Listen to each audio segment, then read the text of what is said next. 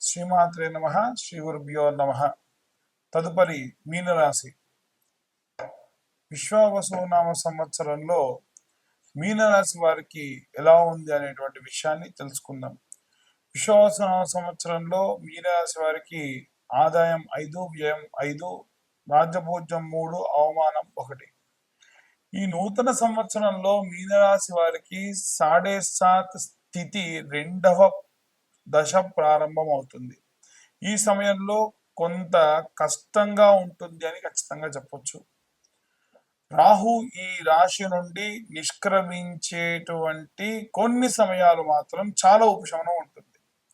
అదృష్టం ఏంటంటే ఈ షష్టగ్రహ కూటమి జరిగేంత వరకు కూడా చాలా ఇబ్బందిగా ఉంటుంది. తర్వాతి కాలము రాహు అపసవ్య దిశలో సంచరిస్తాడు.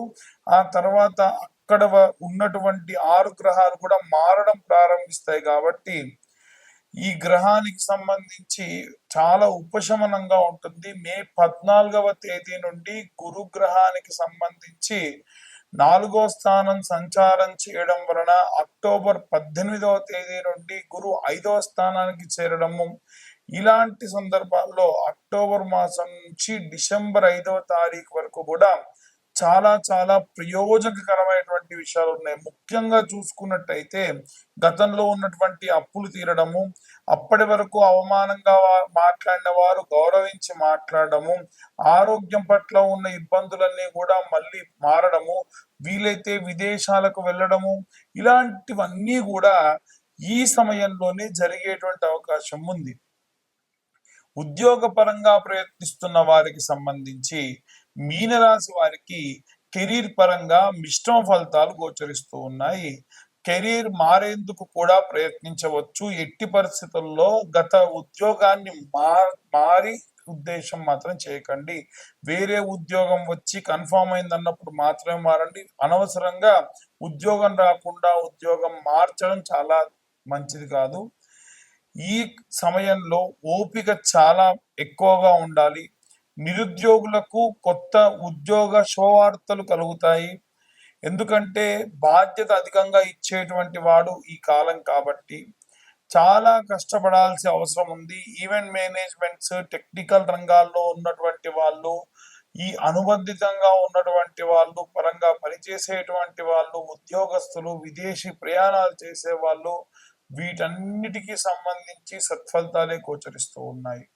మీనరాశి వారికి సంబంధించి ఆర్థిక పరంగా నూతన సంవత్సరంలో చాలా సానుకూలంగా ఉంటుంది. ఎందుకంటే శుక్రుడు లగ్న స్థానంలో ఉండడం వలన, అంతేకాకుండా సూర్య భగవానుడు లాభస్థానానికి చేరడం వల్ల డబ్బు విషయంలో కొంత లాభంగానే ఉంటుంది. బుధుడు 10వ స్థానంలో ఉన్న సమయం కూడా ఆర్థిక పరమైనటువంటి స్థిరత్వము, సేవింగ్స్, ఏవైనా సరే ఫిక్స్డ్ డిపాజిట్లు, ఇలాంటివి జరిగే అవకాశం ఉంది. ఈ సమయంలో చాలా జాగ్రత్తగా డబ్బును ఆదా చేసుకోండి. అనవసరమైనటువంటి వృధా ఖర్చులకు వెళ్ళకండి. మీకు మళ్ళీ ఏవైనా స్థిరాస్తిని కొనాలి అనేటువంటి ఆలోచన వస్తే మళ్ళీ అప్పు చేసేటువంటి దిశగా మాత్రం వెళ్ళకండి. ఉన్నంత వరకు కూడా పరిస్థితులన్నీ చక్కబెట్టుకోవడం, దీపం ఉన్నప్పుడు చక్కబెట్టుకోవడం అంటారు, ఇల్లు చక్కబెట్టుకోవడం అంటారు కదా, ఆ విధంగా చూసుకోవడం మంచిది. ఆరోగ్యపరంగా చూసుకున్నట్టయితే మీనరాశి వారికి ఏప్రిల్ నుండి నవంబర్ వరకు ఈ యొక్క ఆరోగ్యపరమైనటువంటి విషయం కాస్త అనుకూలంగా ఉంటుంది.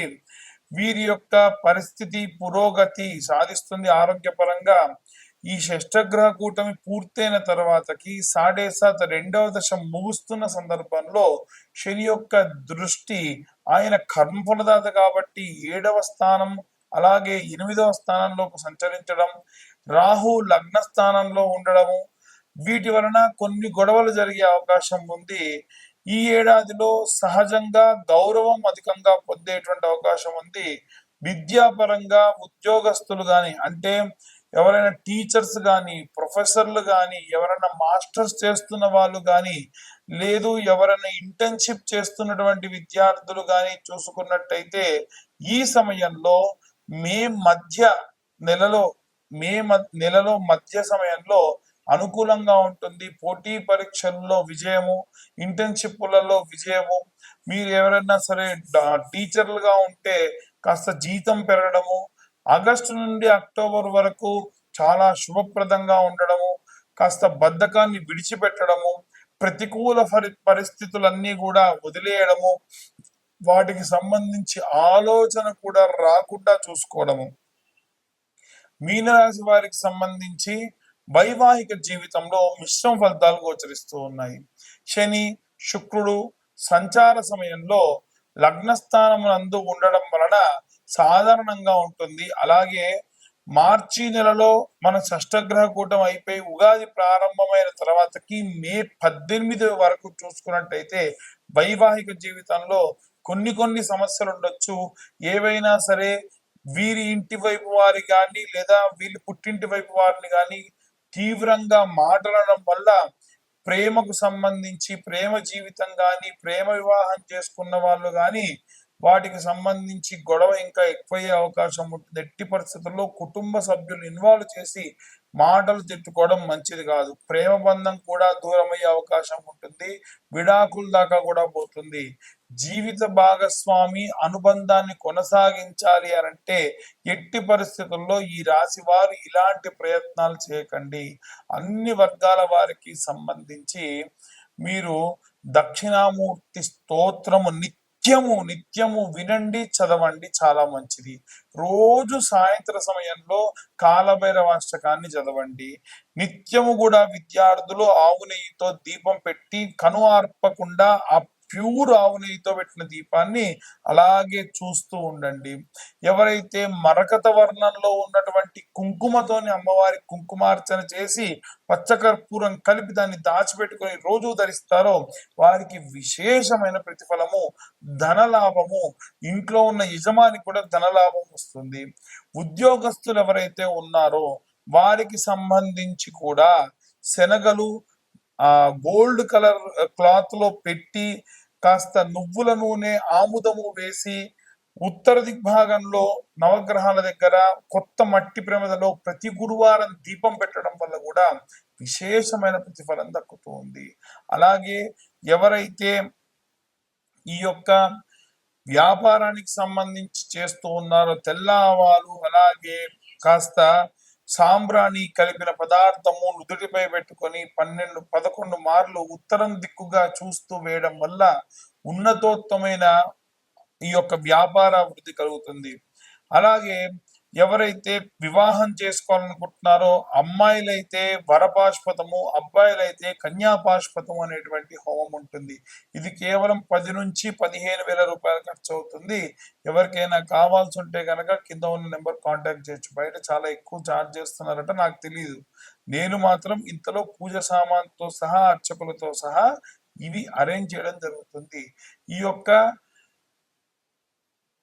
విషయములన్నీ కూడా గోచార రీత్యా చెప్పే విషయములు మాత్రమే. పూర్తిగా మీ యొక్క date of birth, time, place ఇవన్నీ పంపించడం వల్ల మీ యొక్క జాతకం అంతా కూడా 60 నుండి 70 పేజీల్లో లగ్నం నుండి పంచమ, సప్తమ, నవమ స్థానములు, కోణ కేంద్ర స్థానములు, ఏ గ్రహ సంచారం ఉంది, దానివల్ల ఎలాంటి పరిస్థితులు వస్తాయి అనే విషయాన్ని పూర్తిగా విశ్లేషణతో మీకు 60 నుండి 70 పేజీల్లో జాతకం ఇవ్వడం జరుగుతుంది.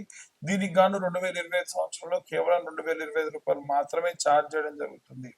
అలాగే ఎవరైతే బాగా నరదృష్టి ఉంది అని ఇబ్బంది పడుతూ ఉన్నారో వారికి సంబంధించి ప్రతి సోమవారం కూడా కరుంగలి మాలలు అభిషేకంలో పెట్టి ఇవ్వడం జరుగుతుంది. కాబట్టి ఆసక్తి కలవారు సోమవారం కంటే ముందే మీ గోత్రం పేర్లు పంపిస్తే వారి గోత్రనామాలతోని అభిషేకం చేయించి కరుంగలి మాల కొరియర్ చేయడం జరుగుతుంది. Courier charges 100 rupees.